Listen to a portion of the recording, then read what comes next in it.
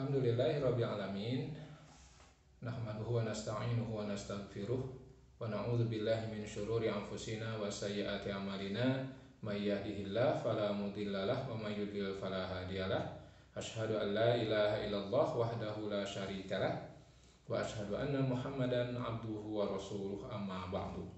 Alhamdulillah kita bisa berjumpa dalam pertemuan yang akan membahas tentang ilmu balaghah. Insya Allah pada pertemuan kali ini akan dibahas tentang insya dan pembagiannya. Untuk yang memiliki bukunya bisa dibuka di halaman 20 dari buku Al-Kafi fi Ilmil Ma'ani. Ya, jadi yang akan dibahas dalam pertemuan kali ini adalah tentang insya. Apa itu insya, hakikatnya seperti apa, kemudian pembagiannya. Apa itu insya? Nah, perlu diketahui insya dalam ilmu balaghah atau dalam bahasa Arab adalah lawan dari khobar. Khobar itu artinya mengabarkan tentang sesuatu, baik itu yang sudah terjadi atau yang akan terjadi. Sedangkan insya adalah suatu bentuk yang tidak berbentuk, suatu bentuk kalimat yang bukan khobar. Nah, kan khobar itu kalimat berita. Jadi suatu kalimat yang disampaikan untuk memberitahu sesuatu yang akan atau yang sudah terjadi, itu khobar. Nah, kalau insya adalah kalimat-kalimat yang tidak bermaksud untuk itu, tidak bermaksud untuk mengabarkan sesuatu. Makanya insya itu kalau dilihat dari aspek bahasa, maknanya adalah al-ijadu, mengadakan atau menjadikan sesuatu menjadi ada. Artinya kalau dilihat dari pengertian secara bahasa ini, ketika seseorang mengatakan sesuatu, berarti sesuatu itu belum ada. Baru ketika diucapkan, sesuatu itu menjadi ada. Berbeda dengan khobar. Khobar itu mengabarkan, berarti sesuatu yang sudah ada atau sesuatu yang akan jadi ada. Nah, kalau insya adalah mengadakan atau menjadikan sesuatu ada. Menjadikan sesuatu ada yang asalnya tidak ada. Itu insya dilihat dari aspek bahasa. Wastilahan, sedangkan menurut istilah adalah ma la yahtamilu sidqa wal kidba li dzatihi. Insya adalah ucapan atau omongan la yahtamilu sidqa wal kidba li dzatihi. Suatu ucapan, suatu omongan yang tidak mengandung kemungkinan benar atau dusta. Yang tidak mengandung benar atau dusta. Ini tentu sebaliknya dari khobar. Khobar itu adalah ucapan, omongan yang orang yang mengatakannya bisa disebut orang yang benar atau dusta. Misalnya kalau contoh khobar, saya mengatakan misalnya hari ini hujan, padahal tidak hujan. Berarti omongan saya, yang bentuk omongan saya itu adalah khobar, karena mengandung dusta. Atau sebaliknya bisa juga mengandung benar. Hari ini hujan dan ternyata memang hujan, berarti omongan saya itu benar. Nah, omongan seperti itu, kalimat berita itu disebutnya khobar. Nah, kalau insya sebaliknya, tidak mengandung kemungkinan atau tidak mengandung isinya itu benar atau dusta. Contoh misalnya ighfir warham, ampunilah, sayangilah. Nah, omongan ini kan tidak mengandung benar atau dusta. Orang yang mengatakannya tidak dikatakan oh orang ini benar atau oh orang ini berdusta.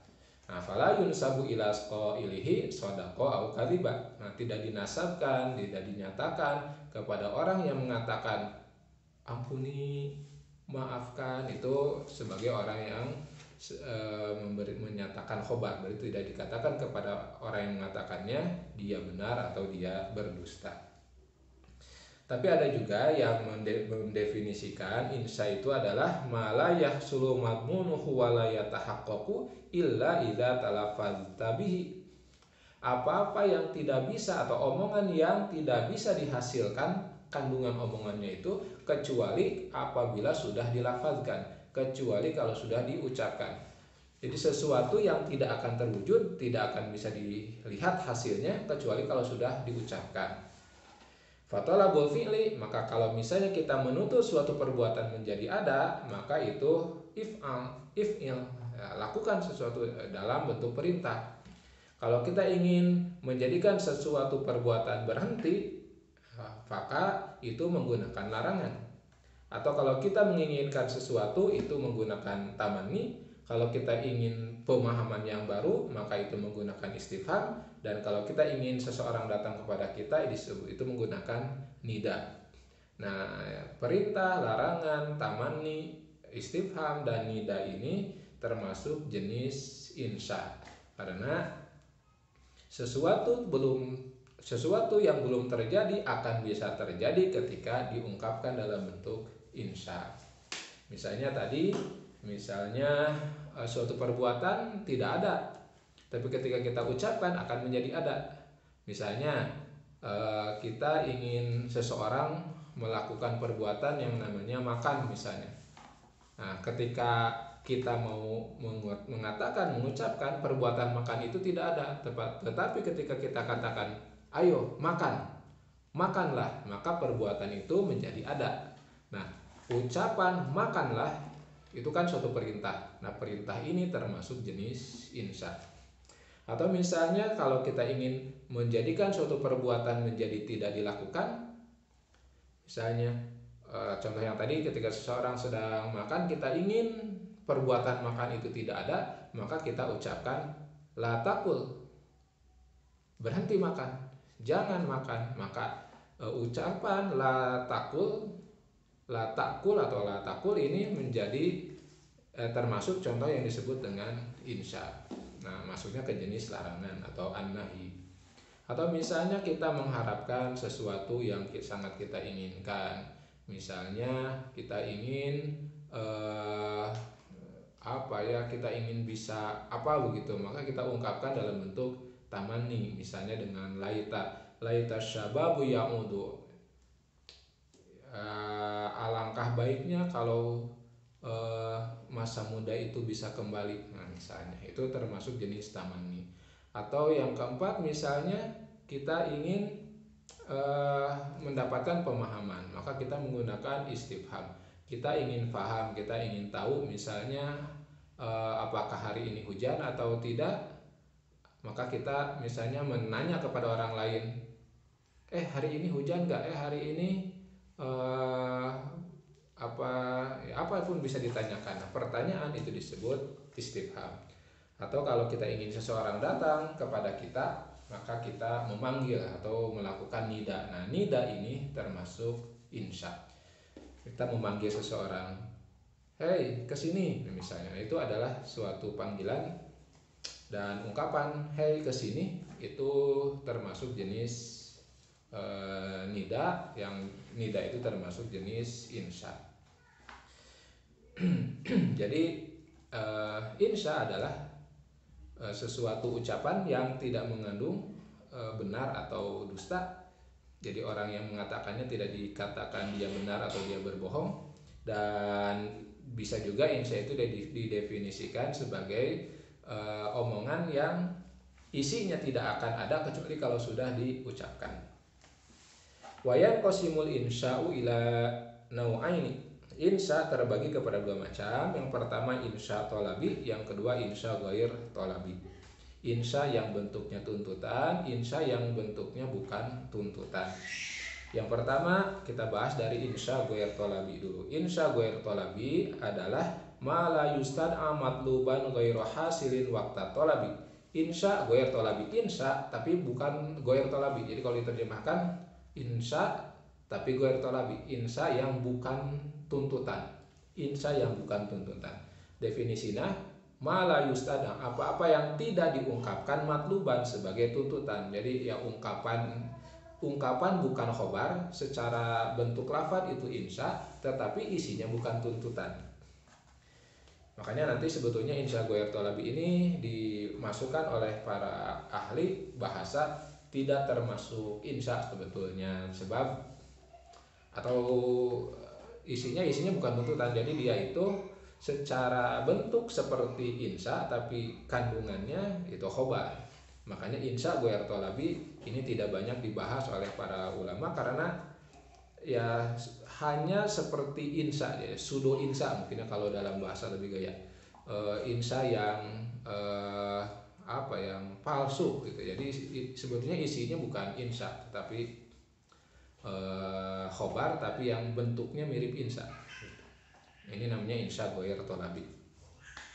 Nah, misalnya yang termasuk insya goir tolabi itu misalnya siyagul madhi wa dzammi, bentuk pujian, bentuk celaan itu termasuk insya tapi goir tolabi. Jadi ada bentuk khusus yang disampaikan sebab perlu diketahui. Jadi kalau khobar itu atau kalimat berita yang tadi, khobar atau kalimat berita itu kan biasanya menggunakan fiil madi, fiil mudhore, atau katakanlah jumlah ismiyah atau jumlah fi'liyah. Nah, sedangkan insya itu punya bentuk khusus. Nah, insya goir tolabi ini punya bentuk khusus tapi maknanya khobar begitu. Makanya disebut insya goir tolabi, tetapi para ahli tidak tidak membahas terlalu panjang karena dia hakikatnya bukan insya, hakikatnya khobar, tetapi bentuk pengungkapannya ya punya bentuk khusus mirip insya gitu. Contohnya tadi al-madhu wa dzammu, pujian, celaan itu insya secara bentuk, tapi maknanya bukan tuntutan, sekedar pujian. Kan pujian itu sama dengan khobar. Nah, misalnya kalau bentuk pujian biasanya menggunakan ni'ma atau bi'sa. Ni'ma untuk memuji, bi'sa untuk mencela. Misalnya ni'mal amiru amron misalnya. Sebaik-baik pemimpin adalah amr. Nah, ini kan punya bentuk khusus, bukan jumlah fi'liyah, bukan jumlah ismiyah, ada bentuk nikmatnya, bentuk khususnya, tetapi isinya sama dengan khobar, yaitu untuk mengatakan bahwa amr adalah pemimpin terbaik. Atau sebaliknya misalnya bi'sal amiru amron, seburuk-buruknya pemimpin adalah amr misalnya. Nah, secara lafadz kan ini punya bentuk khusus nih, bi'sa bukan jumlah ismiyah atau jumlah fi'liyah. Fi'il yang sananya kemudian ada fa'il atau mubtada yang kesananya ada khobar. Nah, tidak seperti itu. Tapi secara makna kan ini sama dengan fi'il, sama dengan jumlah ismiyah, jumlah fi'liyah yang ingin mengatakan bahwa amr ini sebaik-baiknya pemimpin atau seburuk-buruknya pemimpin. Nah, ini disebutnya dengan atau al-madhu wa dzammu, pujian, celaan, itu termasuk insya. Tapi goir tolabi gitu. Kemudian yang termasuk insya goir tolabi juga adalah al-unqud, akad. Akad ini ya banyak jenisnya, akad jual beli, akad pernikahan. Nah, ini kan suatu bentuk ungkapan bahwa telah terjadi serah terima antara pihak A dengan pihak B. Nah, ini ada bentuk khusus. Biasanya kalau jual beli pakai bi itu atau istaro itu. Kalau akad pernikahan misalnya ankah tuka dan lain-lain. Nah, di dalam akad itu kan ada yang namanya ijab, ada yang namanya qabul. Ijab itu pernyataan memberikan, qabul itu pernyataan menerima. Nah, dalam bahasa Arab kebiasaan dulu orang Arab ya kalau melakukan jual beli dan lain-lain pasti ada akadnya. Nah, kalau dalam jual beli modern kan sebetulnya jarang dilakukan.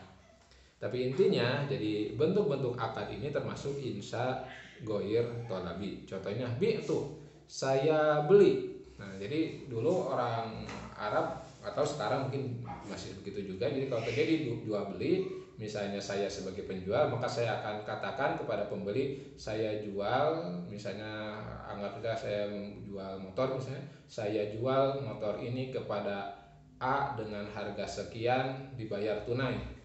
Nah, maka yang membeli akan mengatakan ishtaroitu, saya beli motor ini dengan harga segini dibayar tunai. Nah, itu ungkapan seperti itu disebut akad. Nah, akad ini bi'tu, ishtaroitu, akad jual beli ini termasuk bentuk akad, termasuk insya. Tapi insyanya goir tolabi, sebab hakikatnya ya hanya melakukan pernyataan saja bahwa barang ini sudah saya beli dan barang ini sudah saya jual misalnya. Kan seperti itu. Jadi secara makna tidak ada beda dengan khobar, cuma ada bentuk khusus saja. Atau misalnya dalam pernikahan, ankah tuka, kata si wali, saya nikahkan engkau dengan putri saya, namanya ini, binti ini, dengan mas kawin segini dibayar tunai misalnya. Nah, kemudian si mempelai laki-laki mengatakan, saya terima nikahnya si Anu binti Anu dengan mas kawin Anu dibayar tunai misalnya. Nah, itu kan satu pernyataan saja. Jadi hakikat isi pernyataannya sebetulnya khobar, hanya memberikan kabar hampir sama atau bisa dikatakan sama dengan khobar. Kemudian bentuk insya yang lain, insya ghair thalabi selanjutnya misalnya al-qasam. Qasam itu artinya sumpah.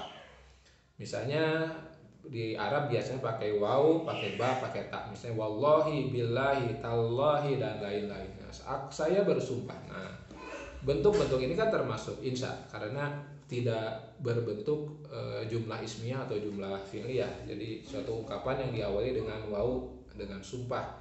Nah, ini insya gitu. Secara lafaz ada kata-kata sumpah, ada bentuk format khususnya, tetapi secara makna kan khobar. Misal saya bersumpah saya tidak mencuri, wallahi saya tidak mencuri, saya sumpah saya tidak mencuri. Itu ungkapannya kan insya, tapi maknanya tidak ada beda dengan khobar. Adalah pernyataan bahwa saya tidak mencuri, kan itu khobar.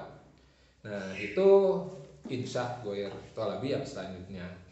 Kemudian yang termasuk insya ghair thalabi juga misalnya at-ta'ajjub, bentuk ketakjuban. Biasanya kalau dalam bahasa Arab menggunakan dua sigah, dua bentuk, yaitu ma'af'alahu dan af'il bih. Misalnya ma ajmala hadzal manzar, alangkah indah pemandangan ini. Ma ajmala hadzal manzar, alangkah indah pemandangan ini. Nah, secara lafaz itu kan insya karena ada format khususnya pakai ma ajmala. Tapi dilihat dari makna ya khobar, nggak ada bedanya dengan jumlah ismiyah dengan jumlah fi'liyah yang mengatakan pemandangan ini indah. Kemudian termasuk insya ghair thalabi juga ar-raja. Raja itu adalah ungkapan pengharapan. Biasanya menggunakan asa. Misalnya asallah an ya'tiya bil fathi. Semoga Allah mendatangkan kemenangan. Semoga Allah mendatangkan kemenangan. Nah, ini bentuk insya juga, tetapi tuntutan yang insya tapi bukan tuntutan begitu. Sebetulnya masih banyak model-model insya yang ghair thalabi yang lainnya, tetapi laisat min mabahitsi ilmil ma'ani. Ini tidak termasuk pembahasan ilmu ma'ani atau ilmu balaghah. Nah, karena itu tidak banyak dibahas oleh para ulama. Adapun yang kedua, jenis insya yang kedua yaitu insya thalabi, insya yang bentuknya tuntutan. Ini sebetulnya insya yang tadi sudah disebut di awal. Jadi ada 5 bentuknya. Yang pertama al-amru, perintah. Yang kedua an-nahyu, larangan. Yang ketiga istifham atau pertanyaan. Yang keempat at-tamanni, pengharapan. Dan yang kelima an-nida, panggilan. Yang 5 ini baru termasuk insya thalabi, insya yang bentuknya tuntutan. Makanya definisinya insya thalabi adalah huwallazi yustad'a matluban ghairu hasilin waqta thalabi.